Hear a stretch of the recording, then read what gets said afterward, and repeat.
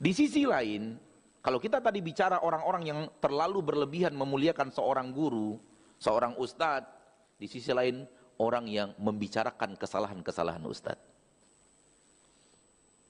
Ini dua kesalahan, dua kelompok salah. Satu berlebihan, yang satu justru kerjaannya menggibahi ustadz.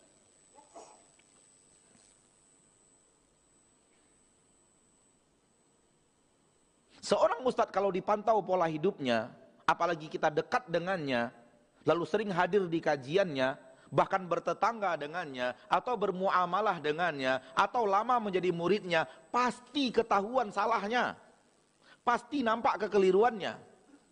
Kenapa? Karena dia manusia. Mungkin ketika antum tidak tahu kesalahannya karena antum hanya bertemu di majlis, setelah itu bubar, bertemu lagi di majlis, setelah itu bubar. Namun kalau antum sudah bermuamalah, antum sudah bertetangga, antum sudah bersafar bersama beliau, ada transaksi-transaksi terjadi bersama beliau, mulai kelihatan tuh ada kekurangan manusiawinya. Akhi, kekurangan manusiawi itu bukan untuk antum sebar-sebarkan ke orang lain. Bukan untuk antum bicarakan ke orang lain.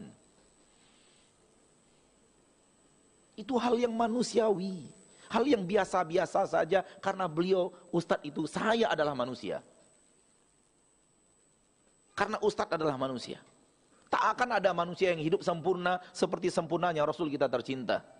Sempurna ketika marah, sempurna ketika lemah lembut, sempurna ketika penyayang, sempurna menjadi guru, sempurna menjadi sahabat, sempurna menjadi tetangga. Itu hanya pada Rasul kita tercinta Muhammad SAW. Untuk siapapun salah manusia selain salah beliau tidak akan seperti itu.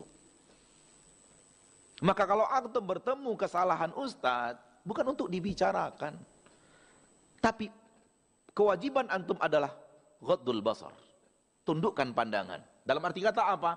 Biarkan hanya antum yang tahu, jangan kasih tahu orang lain.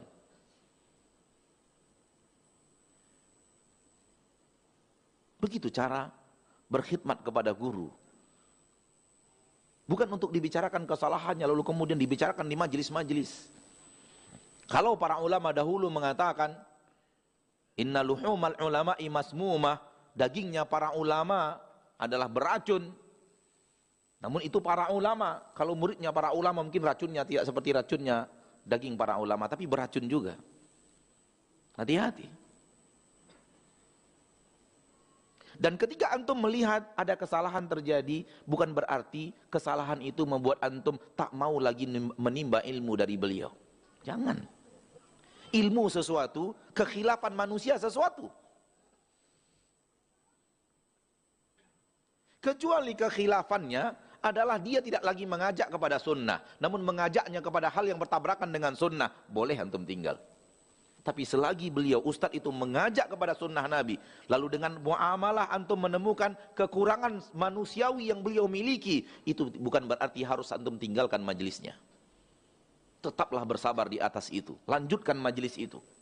Karena yang antum temui ketika bermajlis kebaikan-kebaikan, yang antum temui ketika bermuamalah kekurangan sebagai seorang manusia.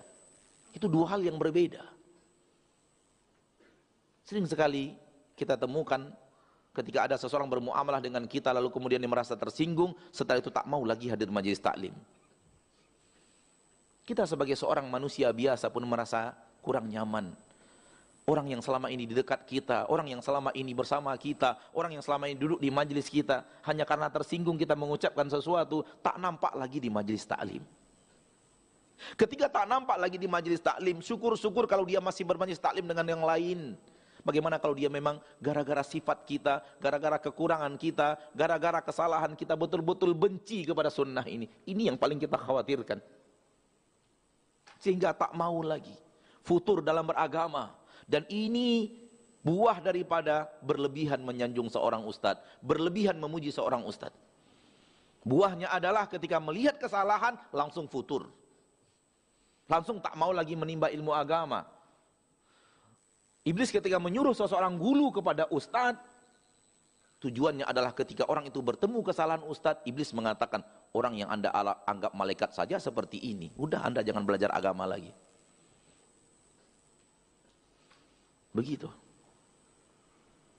Justru di dalam agama kita, Di dalam syariat kita, di dalam syariat Islam, justru di dalam agama Allah yang mulia, disuruh memperbanyak guru.